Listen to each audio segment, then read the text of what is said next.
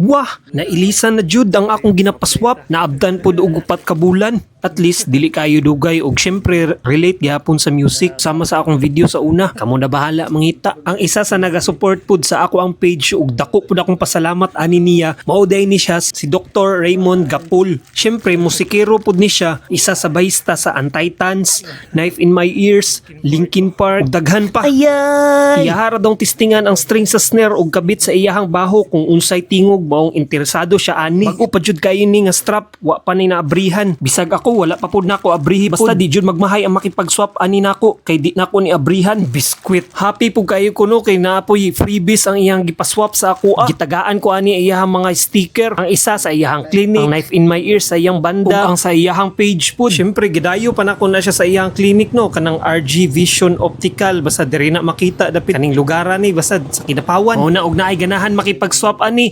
Ingnar ako kay adtuon ta ka og asa ka man. Ayay! Sa mga interesado aning strap, comment lang or message sa unsay gusto ninyo ipaswap ani, nindot og bag-o pa kaayo kay syempre gikan gud na kay Boss Raymond. Comment ra dra og gusto pa ka magdugay. Biskwit ni.